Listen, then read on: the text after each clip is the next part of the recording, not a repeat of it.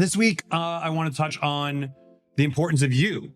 If you're watching this, obviously you have a desire to figure out your craft, your art, your business. You're an entrepreneur, you're a photographer, you're a director, you're a creative, or you're a creator, and you're trying to better understand how to run a business. And, we could get into how to write scopes and, how to do a great meeting and how to pitch yourself and all that. But this week, I wanted to touch on the importance of you. Like you being the optimal you, because in the end, the better you are, the better your business is. Once you've left that corporate job, the unaccountability of corporate structure of this like kind of intertwined factory of thinking and ideas is about you being the most optimal you. So I thought I'd talk a little bit about how important it is and how I did it. And that's what I'm covering this week on Casual Mondays.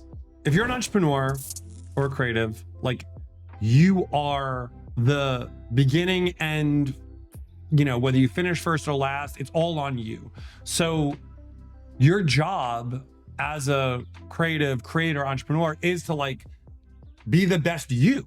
So like, what are the things you do your best you, right? So you could go down physical, mental, spiritual, right? Like, do you have a spiritual practice? Every human is made of these things. So it's like, what are your things, right? Physically, is you a runner? Are you a walker? Are you a swimmer? Like you have a physical body. Like how are you tending to your physical body? You need to optimize the physicality of the body to produce your best work. Your ideas are made by your brain. Your ideas are spoken through your mouth. Like it's you. The ideas are coming from you. You need to unlock you. And how are you unlocking you? Okay, I'll give you an example. I have to do meetings sometimes 4 or 5 in the morning, my time Zooms. That doesn't mean I go to bed at like 1 in the morning and then wake up tired and be groggy in the call. It's like, I know that I need 7 to 8 hours of sleep. So I have to like acclimate my body accordingly so that I'm present. And I also know that I can't just jump on a call and be on. Like, I just can't like wake up out of bed, right? Like, my hair kind of always looks like this. So I don't think I actually am doing my hair, but yeah, get out of bed, brush my teeth, throw some water on my face, jump on a call and be like,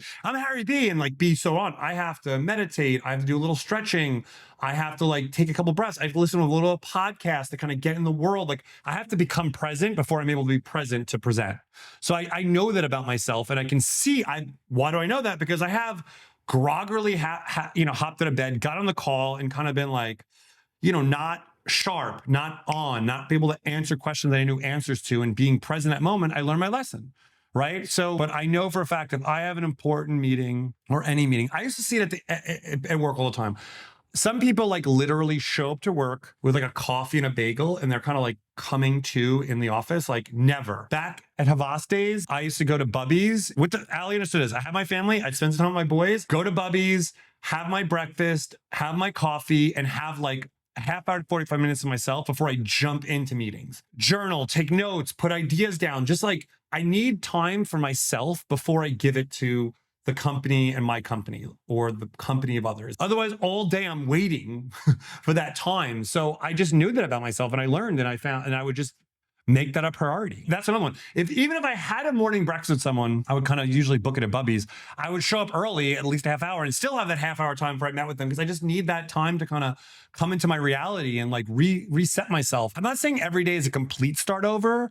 Like obviously, like, experience and stuff is brought with me, but like I need to start my day fresh. And as a creative, like I have to be bringing fresh thinking to every situation, So to me, that is just having a little time to myself in the morning. So I've been working on this app to help be this kind of life processor, if you will, a way to like process life in real time and gain insight into your life, into yourself, so you can better you. But the unique thing about it's AI powered. So you actually like have a conversation with an AI about a topic, you get the realization there, but then you share with another person. And it really gets down to the value of coming to a conversation with someone really clear, and the power of, and it comes a little bit back to my past episode of collaboration, but like, I do believe everything great comes from two, but if the two people aren't clear, aren't like within themselves, if they themselves aren't at their most optimal, the two are actually zero. It's like the classic, like a